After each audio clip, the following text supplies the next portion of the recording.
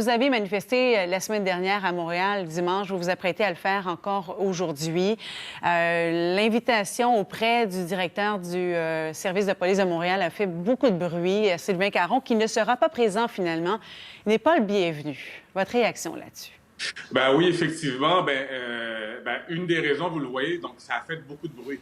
Alors, c'est pas le bon bruit. Donc, le bruit que c'est supposé faire, c'est concernant la brutalité policière et non contre le fait que est-ce que le chef de la police doit être présent ou pas.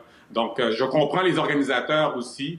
Il faut pas oublier, donc il y a beaucoup de colère, il y a beaucoup de frustration envers la brutalité policière. Donc, on ne veut pas que la lumière, donc les organisateurs ne veulent pas non plus que la lumière soit pointée vers le chef de police. Et pour ma part, je dirais aussi que c'est bien beau que des personnes importantes, des dirigeants du pays ou de la province sont présents, font belle figure, mais ce qui est très important, c'est concrètement qu'est-ce qui va arriver. Donc, j'ai entendu hier le chef de police dire qu'il avait une ouverture à ce qu'il y ait des changements.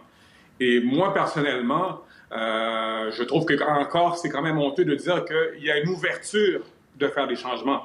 Donc, c'est encore des mots, je trouve, qui banalisent tout ce qui se passe en ce moment. Donc, il y a des meurtres, il y a de la brutalité policière qui se font depuis des années. On remonte à Anthony Griffin, à plein d'autres personnes qui ont été mortes de façon gratuite. Donc, de dire qu'il y a une ouverture à un changement n'est pas assez. Donc, c'est comme dire que c'est pas grand-chose tant que ça. Il est en train de préparer actuellement une politique sur les interpellations qui sera présentée en juillet prochain. Alors ça, c'est quand même un geste concret. Est-ce que c'est suffisant à vos yeux? Pour l'instant, ce n'est pas un geste. Pour l'instant, ce sont des paroles comme depuis des années, on entend encore des paroles.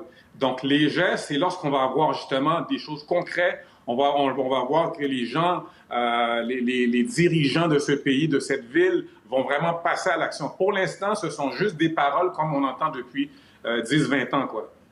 De votre côté, quelles sont les solutions que vous pourriez, par exemple, proposer pour non seulement dénoncer le racisme, mais vraiment le combattre?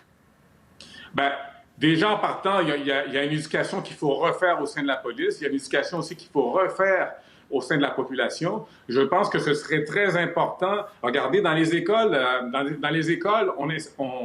on dépense des milliers et des millions pour ce qui a trait à l'éducation sexuelle pour les enfants. Donc, qu'est-ce qui fait qu'on ne met pas autant d'importance, justement, sur la discrimination, qui est un fléau énorme d'aujourd'hui? Donc, ce serait bien qu'il y ait une éducation qui se fait dès l'école.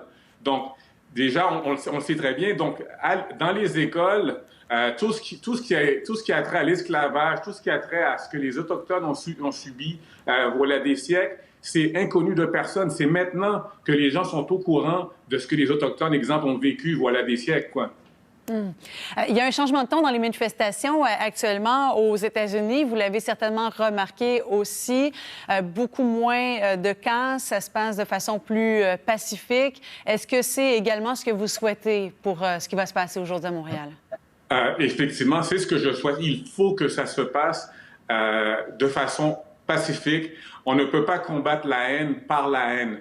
Donc, c'est très important. J'ai parlé avec un des organisateurs. Il a pris vraiment énormément de précautions. Malheureusement, on n'est pas à l'abri des casseurs. Vous savez, dans une manifestation, il y a des gens qui sont là pour la cause et il y a des gens qui sont là pour profiter de la cause et faire du bruit. Donc, moi, j'étais là la semaine passée. La manifestation était supposée être de 17h à 18h30 et moi, je suis resté de 17h à 18h30. Ça s'est très, très bien passé, malgré qu'il y a eu des incidents par la suite, mais qui n'avaient aucun rapport avec les manifestants ou les organisateurs de l'événement. Oui, c'est par la suite que ça a dégénéré la semaine dernière. Exactement.